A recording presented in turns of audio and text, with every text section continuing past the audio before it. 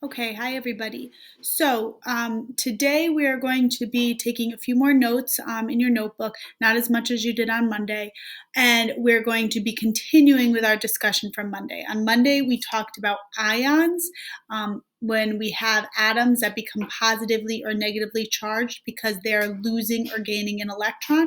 Today, we're going to be talking about ionic bonds, when two or more ions bond together.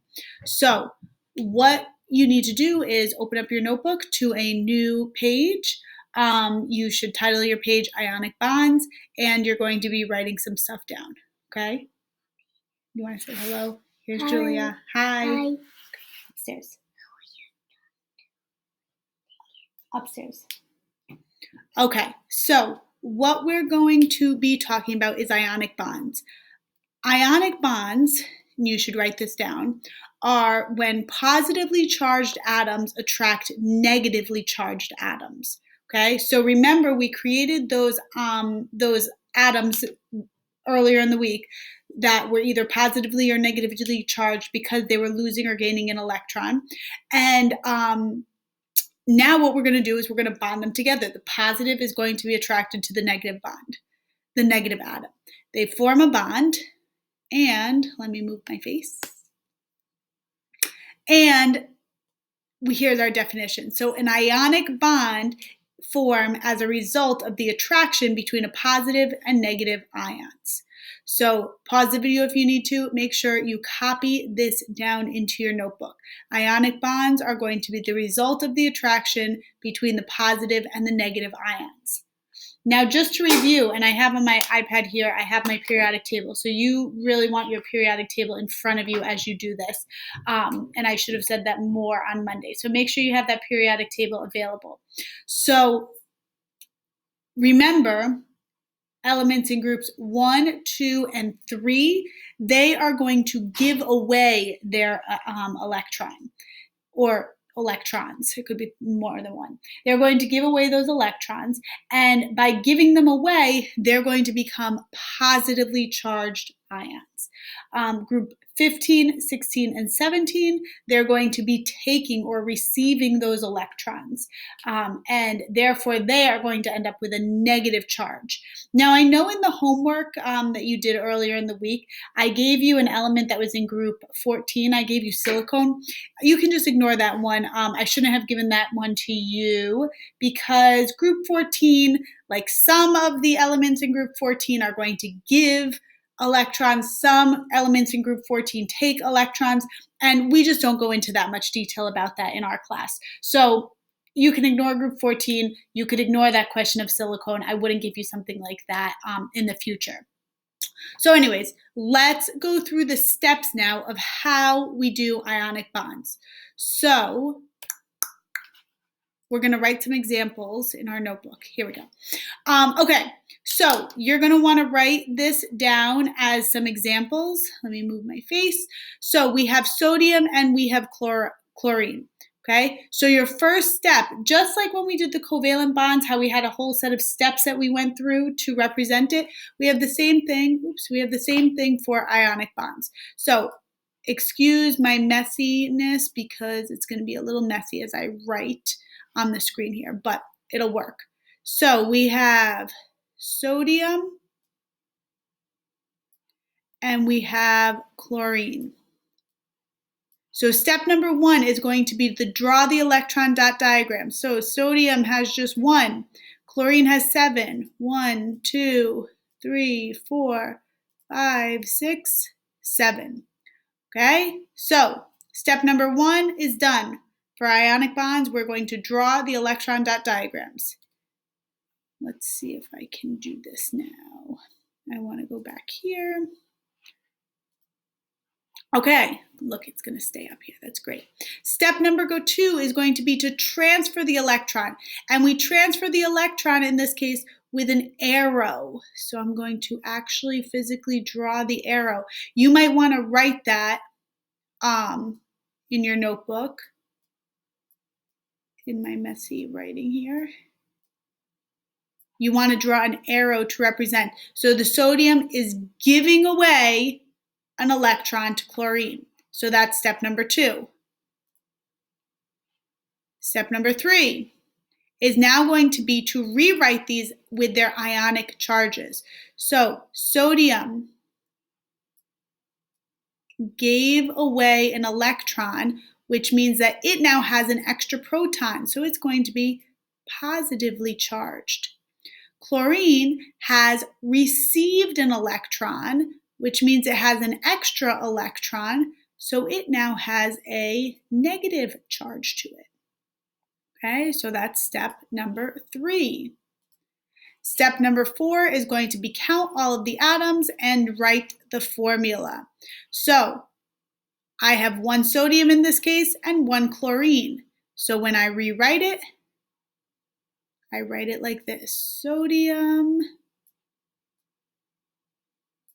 chloride. And that is my final step. So to review, step number 1 is to draw the electron dot diagrams. Step number 2 is to draw the arrows. Step number 3 is to draw the ions. Step number 4 is going to be to draw the chemical formula, or write the chemical formula. Okay? Let's do some more examples. Okay, so we have sodium and oxygen now. So I'm going to draw sodium again as Na, and we have 1 electron. Oxygen is in group 16, so we have 6 electrons. 1, 2, 3, 4, 5, 6. Okay, so my sodium is going to give away an electron, but now we still have an empty space right here. So what I'm going to do is I'm going to draw another sodium with another single electron, and he is going to share that electron right there.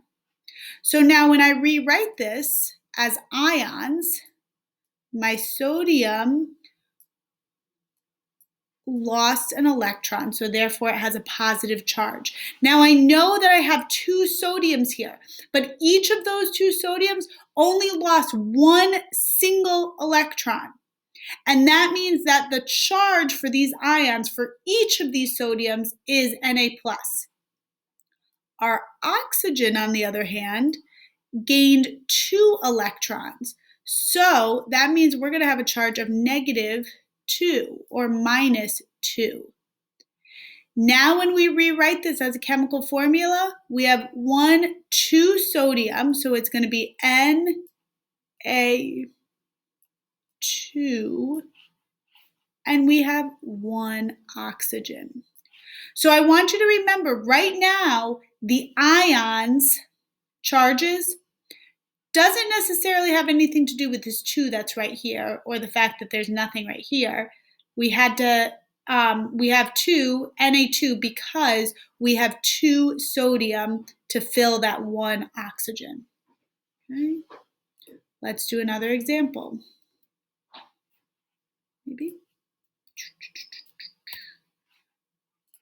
There we go. Calcium chloride. So calcium is in group number 2. So we have 1, 2 electrons. Chlorine, same thing, in group number 7. 2, 3, 4, 5, 6, 7. So now my calcium is giving away 1 there. Okay, that's great, but now calcium still has another electron to give. So what we're going to do now is we're going to draw another chlorine. 1, 2, 3, 4, 5, 6, 7. Calcium's going to give it its electron there. Now I'm going to rewrite these as ions. Ca, calcium loses 2, so I'm going to have a charge of negative. Oh, nope, just kidding, positive 2, because I'm losing 2. Hold on. I can't erase it. Positive 2. And then chlorine has a charge of -1 because it is gaining, each of them is gaining 1. So now we rewrite it as Ca ACl2 because we have 2 chlorine. Okay? I hope that you're starting to see the pattern here. We're going to do one more example together. Okay, so aluminum chloride. So aluminum, Al, is in group 13. So I have 3 valence electrons, and I'm going to do them as this. 1, 2, 3. And then chlorine again is at 7. 1, 2, 3, 4, 5, 6, 7. Draw my arrow. Okay, 1 aluminum electron is taken care of. Let's draw another chlorine. 1, 2, 3, 4, 5, 6, 7. Another aluminum. And let's draw one more chlorine. I'm going to draw it down here. Let's do this. Put my single one at the top here and draw my arrow. Okay, so now my ions, aluminum now has a charge of +3 because it gave 3 electrons away, 3 extra protons, so now we're +3. And same as before, my charge for chlorine is negative, just a -1. I'm going to rewrite this as my chemical formula, Al, and then I have 3 Cl's. Okay? So, in conclusion, we have 3 parts to this, 4 parts to making ionic bonds. First, we draw the electron dot diagram. Then we draw arrows to represent where the electrons are going, which one is giving it away to the other atom. Then we draw the ions, okay, the charges for each of these atoms. And then we finally finish with our chemical formula, okay?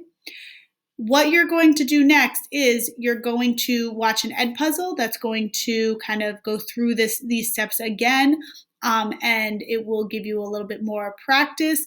And then you are going to complete a worksheet that is on paper where you're going to write out all of these steps, okay?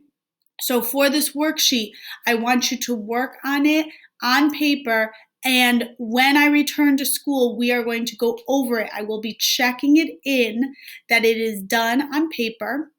And please make sure that you have it with you so that we can, 1, check it in for a grade, but also go over it. Okay? As far as your notes for today goes, hopefully you drew at least a few of the examples in your notebook.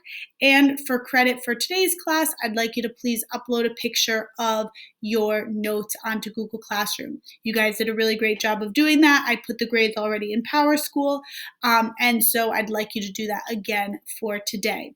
So again, in conclusion, make sure you've taken your notes for today, upload a picture of them. You're now going to work on an Edpuzzle that's posted in Google Classroom, and then you have a worksheet to complete for homework that I will be checking eventually when I return to school, so make sure that you have it. As always, please feel free to send me an email if you have questions, and I will see you soon. Bye, guys.